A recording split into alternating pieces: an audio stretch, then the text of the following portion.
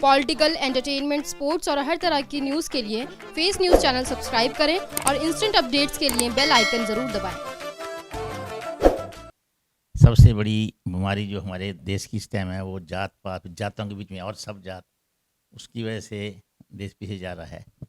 तो मैं ये चाहता हूँ कि गंगाराम में दिन दोगुनी रात चौगुनी हो। जो यहाँ पे मरीज आए वो मरीज ठीक होकर जाए। हम कोई भी समाज शिक्षा के बल पर ही तरक्की कर सकता है, शिक्षा के बल पर ही जागरूकता आती है। हर वर्ष की भांति इस वर्ष भी साई सहारा समिति के अध्यक्ष अशोक निठारी की देखरेख में भगवान वाल्मीकि जयंती के मौके पर पूजा अर्चना व भंडारे का आयोजन सर गंगाराम हॉस्पिटल में किया गया। इस मौके पर सर गंगाराम हॉस्पिटल ट्रस्ट के चेयरमैन DS राणा, अस्पताल वार्ड के chairman doctor Ajay Swaroop, vice chairman doctor SP Biotra, doctor SK Balla, doctor Jayshree Sood, face group के chairman doctor Mushtaq Ansari, servo step power के डायरेक्टर मोहम्मद आलम आदि गणमान्य व्यक्ति मुख्य रूप से उपस्थित रहे। इस कार्यक्रम को अंजाम तक पहुंचाने में राकेश कुमार, सुरजीत कुमार, महेश टॉक, धर्मेंद्र कुमार, रवि राणा, गौरव जैन व आलोक कुमार आदि का विशेष योगदान रहा।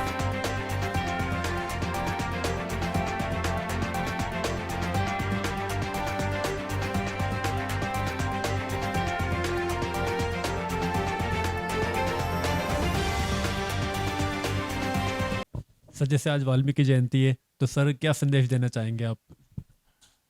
वाल्मीकि जी ने हमारी रामायण लिखी और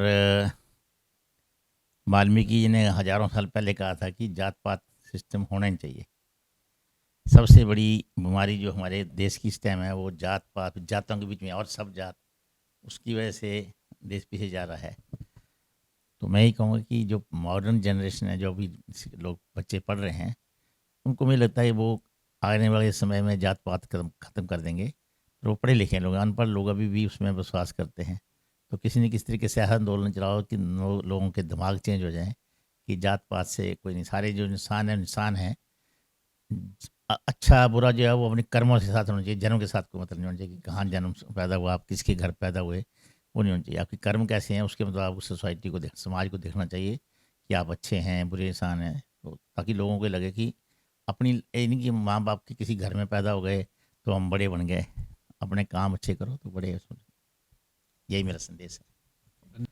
देखिए, हम तो समाज को यही संदेश देना चाहेंगे कि जैसे वाल्मीकि जी की ज़िंदगी से हमें यही सीख मिलती है कि किसी भी प्रकार का इंसान हो, किसी भी कंडीशन में हो, अगर वो भगवान में लीन हो, भगवान का नाम लेगा तो वो महान आदमी बनेगा। जिस तरह आप सबको पता ही होगा कि क्या शुरुआत हुई थी और अब कितने महर्षि बने हैं। तो यही हम सबको सीख लेनी चाहिए कि कुछ भी हो जाए भगवान में आस्था नहीं छोड़नी चाहिए। सर, सबसे पहले तो मैं भगवान वाल्मीकि जो प्रकट दिवस पर पूरे समाज को, पूरे भारतवास को वाल्मीकि समाज की तरफ से ये आशीर्वाद उनका हमारे वाल्मीकि समाज के भी ऊपर और पूरे भारतवर्ष के ऊपर होना चाहिए कि जिस तरीक़ा से बाबा साहब ने जो एक रास्ते से चलते हुए और यहाँ तक चले, एक तो उनका तो आशीर्वाद वर्षों से हमारे सबके भारतवर्ष के ऊपर है। और मैं बाबा साहब से यही प्रार्थना करूँगा कि पूरे भारतवर्ष में सुख शांति हो। जिस तरीक़ा से आपने देखा कि बाबा साहब के हाथ में कलम है, उन्होंने एक शांति की प्रतीक दिया था कि हम कलम उठाएंगे तो शांत रहेंगे। अब कुछ अतुप तत्व की जो वो आ रही हैं, आप देख रहे हो देश में अशांति फैली हुई है। तो मैं गुरु वाल्मीकि स्वामी जी से प्रार्थना करूँगा कि देश में ऐसी शांति आए जिस तरीक़ा इनके युग में जो चली थी शांति, वो आज शांति की ज़रूरत है और मैं चाहता हूँ कि ऐसी शांति बनी रहे। और हमारे जो गंगाराम हॉस्पिटल में जो हर साल की भांति हम इस साल मना रहे हैं, तो मैं ये चाहता हूँ कि गंगाराम में दिन दोगुनी रात चौगुनी हो। जो यहाँ पे मरीज आए वो मरीज ठीक होकर जाएँ। हमारे चेयरमैन, वाइस चेयरमैन, कैशियर सब यहाँ पे आए थे, अब भी होके गए।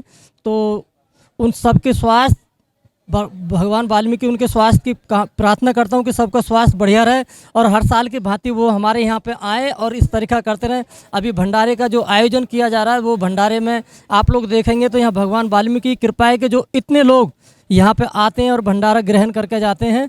तो मैं यही संदेश देना चाहता हूँ कि सब कुछ शांति से बना रहे, शांति रहे। भगवान वाल्मीकि के हाथ में कलम थी। जिन लोगों ने कुछ अत तरीके के हैं जो तलवार दे रहे हैं, तो मैं उनसे भी गुजारिश करूँगा कि तलवार ना दे के कलम दें और कलम के रास्ते पर चलें, ताकि जो हमारे गुरु ये हैं और दूसरे गुरु बाबा भीमराव अम्बेडकर हैं, उनके हाथ में भी कलम है। तो हमारे गुरुओं ने तो ये संदेश दिया है कि हमें शांति के रास्ते पर चलना है, हमें तलवार के रास्ते पर ना चल के हमें कलम के रास्ते पर चलना है।